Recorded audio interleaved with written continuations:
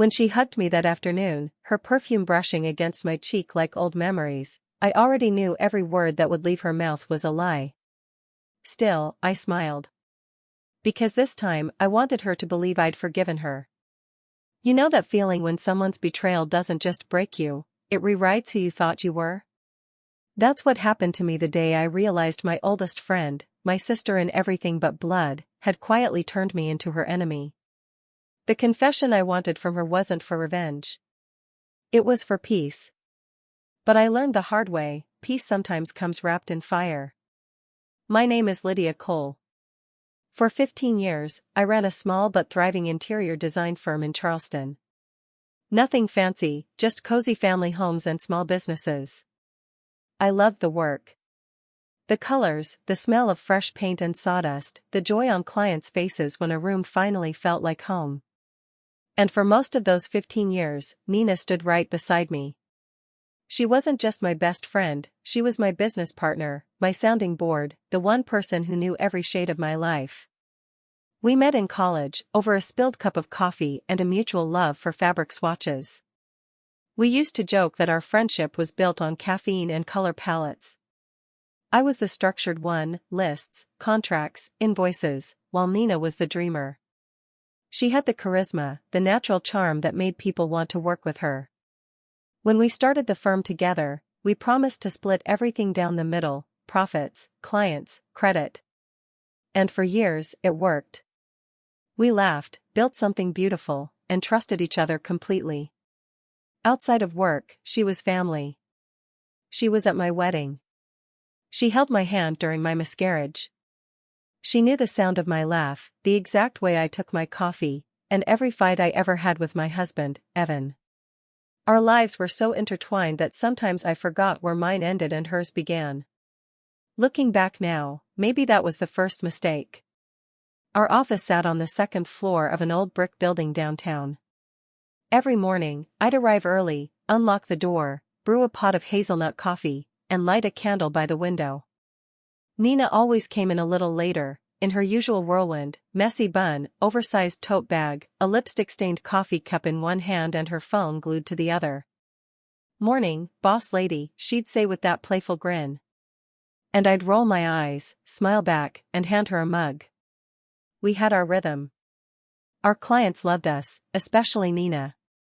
She had this effortless way of making people feel like they were her favorite. And I didn't mind. I used to think that's what made us a great team, my steadiness, her charm. Evan, my husband, liked her too. Maybe too much sometimes. He'd say things like, "You and Nina are unstoppable," or "That woman could sell sand in a desert." I used to beam with pride when he said that. Now, those same words make my stomach twist. It started small, like most betrayals do, too small to notice until it was already spreading. Nina began taking more meetings on her own. She said it was to save me the hassle, to give me time to focus on design. I believed her. When clients called, she'd often say, "Lydia's swamped, but I've got you covered." And I was swamped, that is, so I didn't question it. Then came the late nights. The whispered phone calls. The laughter behind closed doors when she thought I'd gone home. I'd walk past her office and see her close her laptop quickly, smiling too brightly. "Everything okay?" I'd ask. "Of course. Just finalizing a deal." "You'll love it." She always made it sound like a surprise. And for a while, I let myself believe that surprises were still a good thing. Outside of work, Evan and I had been distant. After 12 years of marriage, the quiet moments had grown heavier. We'd talk about bills, groceries, deadlines, but never about us. He said I was married to my work. Maybe he was right. But what he didn't see was that work had become the only place I still felt needed. Nina used to be the bridge between us. She'd invite us both to dinner, make jokes until we forgot to argue. She'd nudge us to dance at parties, whisper, "You two are goals." She was the glue, or so I thought. But glue can hold things together, or hide the cracks just long enough for them to break clean through. The day things began to unravel, it was raining. I remember because the smell of wet asphalt and jasmine from the garden mixed in the air, one of those scents that feel both comforting and wrong. I was sitting at my desk, reviewing invoices, when I noticed something strange, a payment from a client we'd both worked with, but the check was made out only to her. At first, I assumed it was a mistake. I called Nina into my office. "Hey," I said, holding up the check. "Did the Parker project go through your account by accident?" She blinked, then smiled. "Oh, right. Yeah, they sent it early, and I didn't want to bother you with it. I'll transfer it later." Her tone was easy, casual, but her eyes flickered, just for a second. A tiny pulse of guilt. It should have been enough to make me dig deeper. But I let it go. Because that's what trust does, it convinces you to look away. A week later, she came to me with flowers. "Apology bouquet," she said, laughing. "For snapping at you yesterday. I've been so stressed." I didn't even remember her snapping at me. But she insisted I take them. Tulips. My favorite. The same ones she used to bring me every year on my birthday. Now, when I think of tulips, I don't see color. I see warning signs. That night, Evan came home late, again. He said he'd been with clients. His shirt smelled faintly of wine and something floral. Something like Nina's perfume. I told myself I was being paranoid. I told myself not to connect dots that didn't exist. But my heart was already doing the math. And I knew, something was shifting. In my marriage. In my business. In my friendships.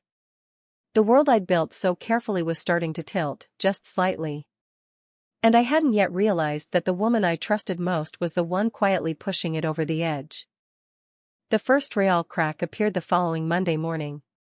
It was subtle, the kind of moment you could blink through and never notice if your heart wasn't already half suspicious. Nina came into the office later than usual. Her hair was freshly styled, nails done, lipstick a shade darker than I'd ever seen her wear. When I teased her about it, "Hot date last night?" she froze for half a beat before flashing that easy grin. "Something like that," she said. Her tone was light, but her eyes didn't meet mine. Later, when she left for a client meeting, her phone buzzed on her desk. I shouldn't have looked, I know that. But something in me, some quiet voice that didn't sound like me, told me to glance. The message was short. "Same place as last time?" No name. Just a heart emoji.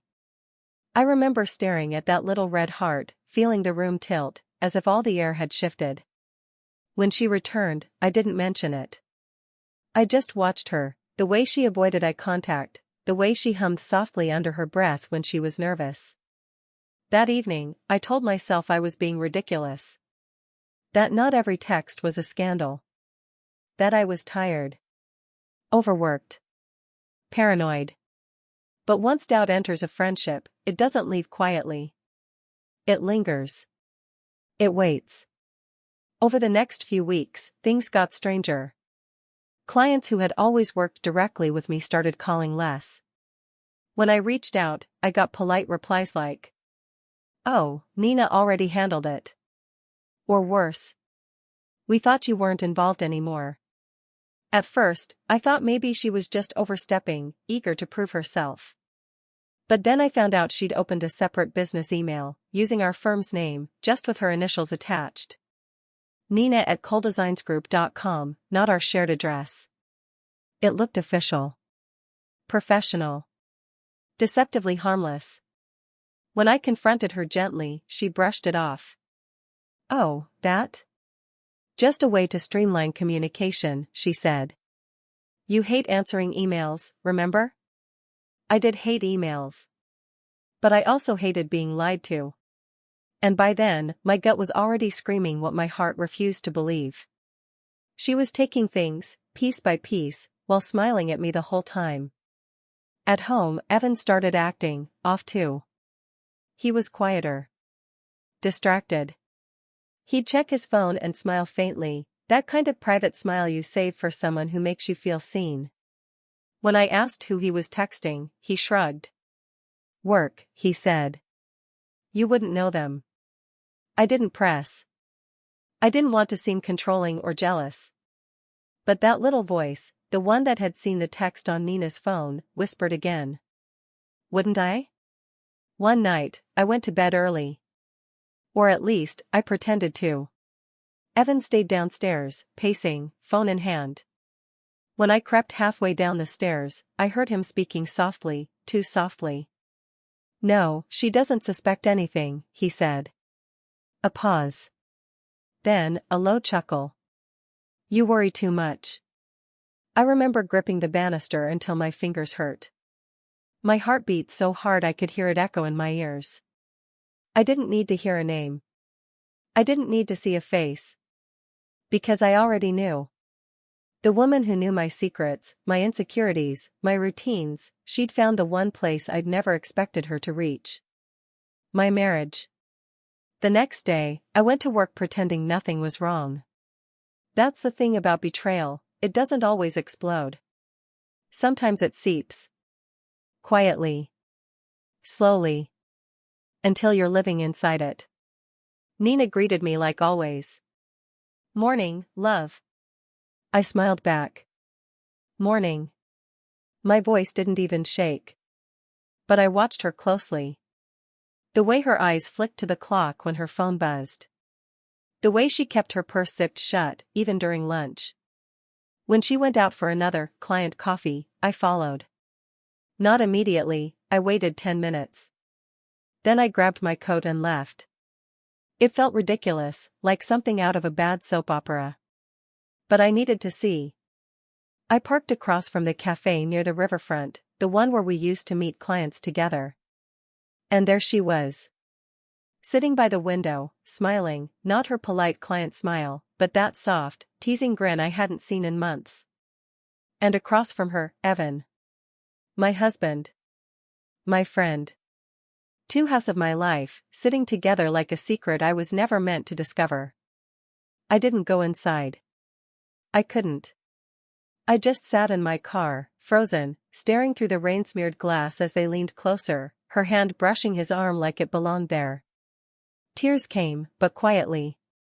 No sobbing, no shaking. Just a slow, steady ache that settled somewhere deep. It wasn't just the betrayal. It was the familiarity of it, how natural they looked together, how easily I had been erased. I waited until they left separately, both pretending not to know the other. Then I drove home and sat in my driveway for almost an hour. Everything inside me wanted to confront them both. To scream, demand, break something. But something colder, quieter, took over instead. A strange, calm clarity. I realized then that if I confronted them, they'd deny it. Twist it. Make me the paranoid one. And I couldn't afford that. Not emotionally, not professionally.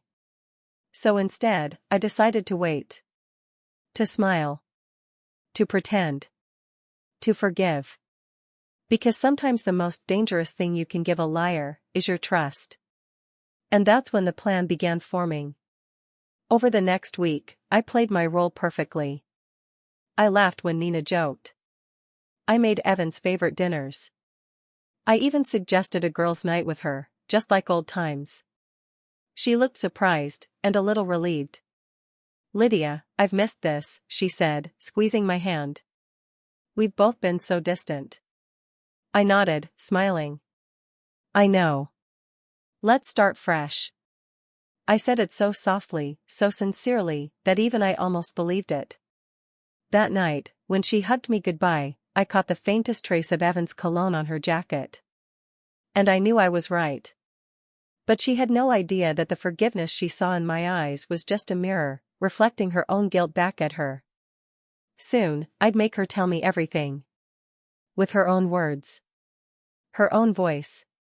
Because the sweetest revenge isn't shouting the truth. It's letting the liar confess it themselves. The night I decided to find the truth, it wasn't rage that drove me. It was clarity. I had spent weeks playing the fool, smiling, pretending not to notice, gathering crumbs of truth while acting blind. Now, I was ready to gather those crumbs into evidence. I started with the office. After Nina left one evening, claiming she had a client dinner, I stayed behind. The air felt heavy with silence. The smell of her perfume still lingered, floral and faint, like the ghost of every lie she'd told. I opened her desk drawer, careful not to leave any sign of intrusion. Most of it was normal: pens, receipts, lip gloss, a half-eaten granola bar. But tucked between two folders was a flash drive. No label. My hands trembled as I slid it into my laptop. At first, it looked harmless: project files, client proposals. Then I opened a folder marked private. Inside were contracts. Dozens of them. All with our clients' names, but signed under her new company name, Nina Lane Interiors. She hadn't just been stealing my husband. She'd been stealing my business. Every file felt like a knife, sharpened with trust and dipped in betrayal. And then I saw the email drafts. Messages she'd written about me. To clients. To vendors. Even to Evan. Lydia's been unstable lately. I'm handling most of the workload, she's barely involved anymore. She's not someone you can trust with big projects right now. Each line stripped away another layer of the person I thought she was. And the worst part? She wrote it so gently, as if she were protecting me. I sat there for hours, reading every word, every lie. By the time I closed the laptop, my eyes burned, and my heart felt hollow. That was the night I stopped mourning our friendship. And started preparing my revenge. But revenge, I decided, would not come through screaming or scandal. No. It would come quietly. Elegantly. Through forgiveness. The next morning, I arrived early, brewed her favorite coffee, and waited. When she walked in, bright, radiant, pretending like the world loved her, I smiled. "Morning, partner," I said. She blinked, surprised. "Partner? You haven't called me that in weeks." I shrugged. "We've both been off. I think I forgot what mattered." Her expression softened, like she wanted to believe me. That's the thing about people like Nina, they crave control, but even more than that, they crave admiration. And I gave her both. Over the next 2 weeks, I played the role to perfection. I let her think she'd won. I asked her opinion more. Complimented her outfits. Even joked about being too tired to handle clients lately. Each word was bait. And she took it. Bit by bit, she started letting her guard down. Talking more freely. One afternoon, while we were reviewing a proposal, she sighed. "Honestly, Lydia, I don't know how you've managed to keep this place going all these years." I laughed lightly. "What do you mean?" "Oh, nothing," she said, waving her hand. It's so much work. You've always been the dreamer, not the closer. You're lucky I can handle the clients." "Lucky," I repeated softly, pretending to smile. She didn't even realize she'd just told me exactly how she saw me, as a stepping stone. At home, things with Evan grew eerily calm. He avoided me less. He even brought me coffee one morning, as if rehearsing normalcy. But the guilt in his eyes gave him away. That flicker of avoidance every time I said Nina's name. So, I began my second act. I told him I wanted to throw a small dinner, just the three of us, to celebrate how far we'd come. He hesitated. "You sure that's a good idea?" "Of course," I said sweetly. "It's time to heal." He smiled, but it didn't reach his eyes. The night of the dinner, I set the table like I used to when everything was good: candles, soft jazz, wine breathing on the counter. Evan sat across from me, nervous. When the doorbell rang, I made sure he was the one to answer. Nina stepped in wearing red, her signature color. Bold. Confident. Dangerous. She greeted me with her usual warmth. "Lydia, you look stunning." "So do you," I replied. Wine. For an hour, I kept the conversation light. Work, friends, old memories. Laughter filled the air, but underneath it was a current of tension so thick it could drown us all. At one point, she touched Evan's wrist, too casually. He froze, then quickly withdrew. Her eyes flicked to mine, a quick flash of panic, but I smiled, pretending not to notice. That's when she relaxed again. And I knew, she still believed she was safe. After dinner, I poured another glass of wine for both of us. "Can we talk?" I said gently. Evan excused himself, muttering something about needing to check emails. When he was gone, I turned to her. "Nina," I said, my voice calm, almost soft. "I've been thinking a lot lately, about everything. About us." She nodded. "I'm glad, Lydia. We've been through so much. I hate that there's been distance between us."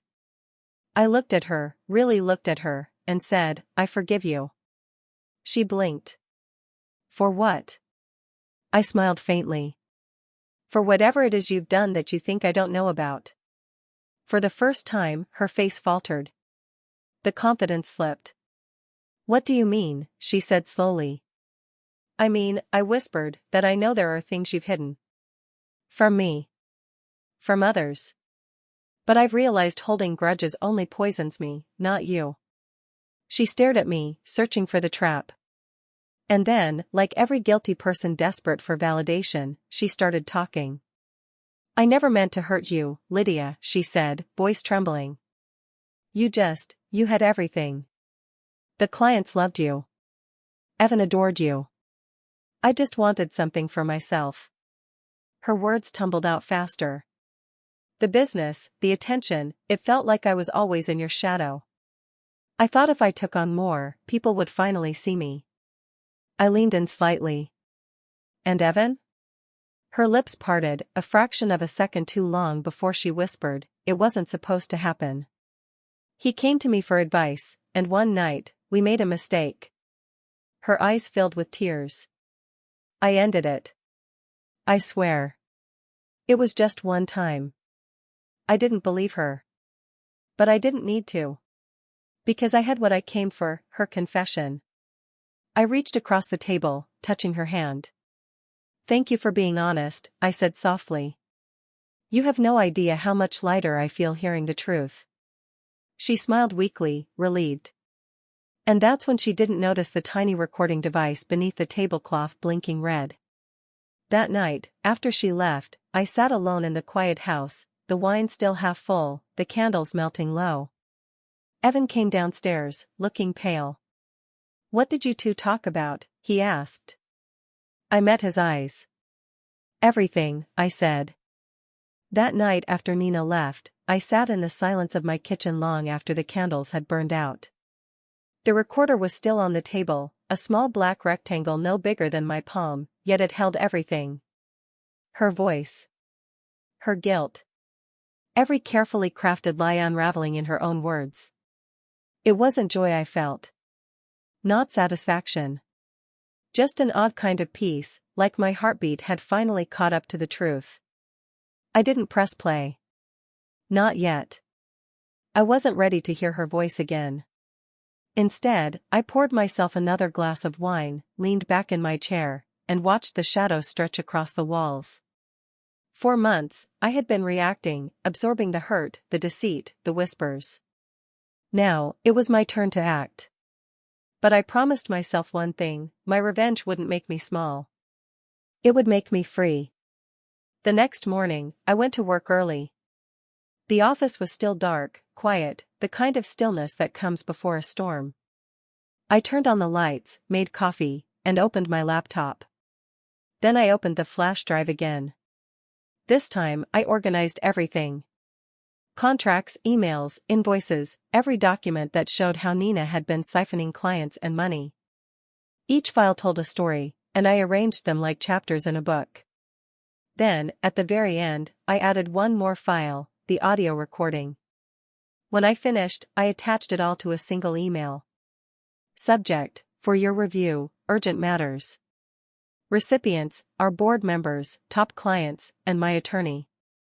I hesitated for a moment before hitting send. There was no going back after that. But as my finger pressed the key, I felt something loosen in my chest. Like I'd been holding my breath for months, and I finally exhaled. By the time Nina arrived, everything had already begun unraveling. Her phone buzzed nonstop. Her face was pale, her eyes darting across the room.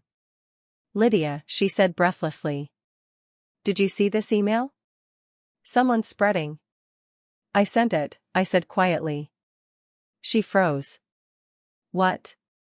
I met her gaze. "You wanted to be seen, didn't you, Nina?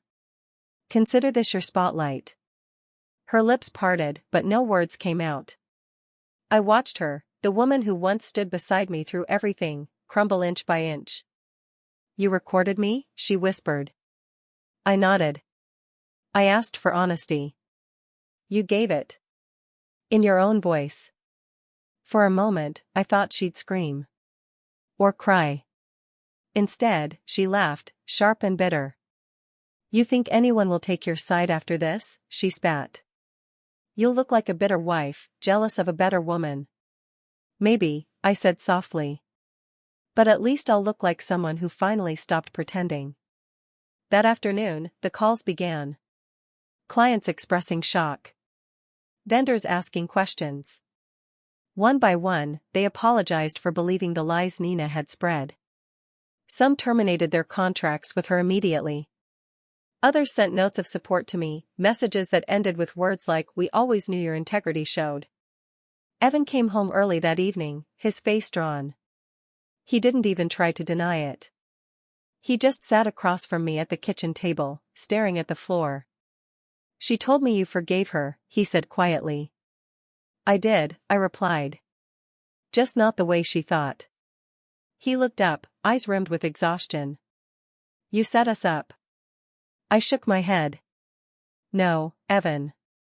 You set yourself up the moment you chose deceit over decency." He ran a hand through his hair, voice breaking. "It wasn't supposed to go this far." "It always goes this far," I said. "That's the thing about betrayal, you think you can control it until it controls you." For a long moment, we just sat there, two people who once promised forever, now sitting in the ruins of something neither of us could fix. When he finally stood, he didn't look at me.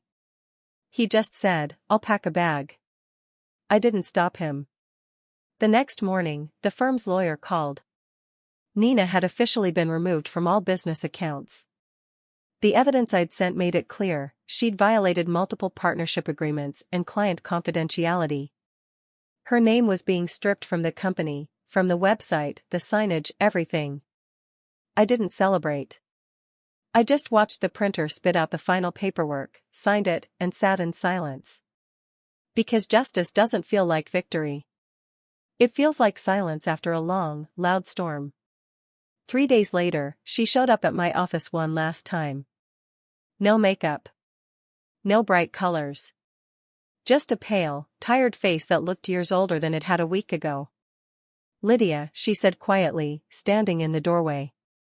"Can we talk?" I looked up from my desk, then motioned for her to sit. She didn't. She stayed standing, twisting the strap of her purse in her hands. "I didn't mean for it to go that far," she whispered. "I just wanted recognition. You were always so perfect. Everyone loved you. I thought if I could just take something for myself." "You took everything," I said softly. Her eyes filled with tears. "I know. And I hate myself for it. But I also hate that I still wish we could go back." I looked at her, really looked. For the first time, she wasn't the enemy. She was just a broken person who broke others to feel whole.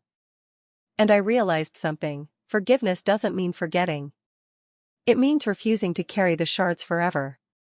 "I hope," I said finally, "you find a way to live with what you've done." Her shoulders sagged. She nodded, whispered, "I'm sorry," and walked out. I never saw her again. That evening, I walked through our office alone, the plants by the window, the scent of coffee still in the air, the faint echo of laughter that used to fill these walls. The sunset filtered through the blinds, turning everything gold. And for the first time in months, I felt like I could breathe again. I'd lost my friend. My marriage. My innocence. But I'd found something far more valuable, myself. By the end of that week, I renamed the firm Cole and Company, Designs of Integrity. A reminder of what I stood for. Of what I almost lost. And what I chose to rebuild. By Monday morning, the story had spread further than I ever imagined. Someone, I still don't know who, had leaked the recording online. It began as a quiet murmur among clients, then turned into full-blown headlines across local business networks. Rising design duo implodes after secret affair and fraud scandal. When betrayal meets business, the fall of Nina Marks. And there it was, my name, my firm, my story, everywhere. Not the way I wanted it told, but the truth has a way of walking out even when you lock every door. My phone buzzed nonstop. Some messages were supportive. Others were pity. But I ignored most of them. I wasn't angry anymore. I was tired, in that deep, soul-weary way you feel after surviving something you didn't think you could. That morning, I walked into the office and noticed something new on the door. Someone, one of our designers, probably, had taped up a small note. "We stand with you, Lydia." Just 5 words. But they were enough to remind me that not everything had fallen apart. Some things had simply shifted. Nina, on the other hand, vanished. Word spread that she'd moved out of state after several clients filed legal complaints. The board revoked her professional license pending investigation. Her name disappeared from websites, event rosters, and project credits. Even social media turned on her, brutal comments, hashtags calling her a fraud, an opportunist. I should have felt triumphant. But I didn't. Because when you've been betrayed by someone you once loved like family, their downfall doesn't taste sweet. It just tastes empty. A few weeks later, I got an invitation to speak at a women's business summit, the same event Nina and I had been invited to last year together. The irony wasn't lost on me. I almost declined. But then I thought of all the women sitting in rooms like that, women who trusted too easily, forgave too quickly, and stayed silent when they should have spoken. So, I said yes. The auditorium was packed. As I stood backstage, I felt my palms go damp, my heart pounding like I was back in that dark office, confronting my best friend. When they called my name, I walked onto the stage under bright lights and polite applause. I took a deep breath and said, "My name is Lydia Cole, and I built my dream twice, once with love, and once with loss." You could hear a pin drop. I told them everything. Not the gossip, the truth. How betrayal doesn't start with lies, but with silence. How forgiveness isn't weakness, but a reclamation of power. And how sometimes, the bravest thing you can do is stop saving people who set you on fire. By the time I finished, half the audience was in tears. The standing ovation that followed wasn't for me, it was for every woman who'd ever been broken and rebuilt herself anyway. After the event, a young woman approached me. She couldn't have been more than 25. She said, "I was about to quit my business. My partner tried to steal everything. But your story, it reminded me that walking away doesn't mean losing. It means choosing peace." I smiled. Because maybe that was what this was all for, not revenge, but resonance. That night, as I drove home, I passed the old office Nina and I once shared. The windows were dark now, the for-lease sign swinging gently in the wind. For a moment, I parked across the street and just looked at it. All the memories, the laughter, the late-night coffee runs, the shared dreams, they flickered through my mind like a montage from a life that wasn't mine anymore. I whispered, "Thank you," under my breath. Not to her. But to the lesson. Because pain, when you survive it, becomes wisdom. And wisdom, that's power no one can steal. Months passed. The firm thrived again. We rebuilt, rebranded, and redefined everything we stood for. My team grew stronger, closer, more transparent. Clients who had left came back, saying they admired how I handled the chaos with dignity. Even Evan tried to reach out once, a message that simply said, "I'm sorry. I hope you're okay." I didn't reply. Because some doors, once closed, should never be reopened, no matter how politely someone knocks. One evening, after wrapping up a long day, I was locking up the office when I saw the sunset reflecting off the new sign outside. The golden light hit the word integrity just right, and I smiled. This wasn't the ending I'd planned. But it was the one I needed. Because sometimes, you don't get justice by striking back. You get it by standing tall and letting truth do the talking. I walked down the empty street, heels clicking softly against the pavement, feeling lighter than I had in years. The city hummed around me, cars passing, laughter spilling from nearby cafes, life moving forward. And for the first time, I wasn't haunted by what I'd lost. I was grateful for what I'd learned. When trust breaks, so does the illusion of control. But if you listen closely, you'll hear something else beneath the wreckage. The sound of your own strength, finally speaking. If you found this story powerful, the full video is already live on our channel. Go check it out now.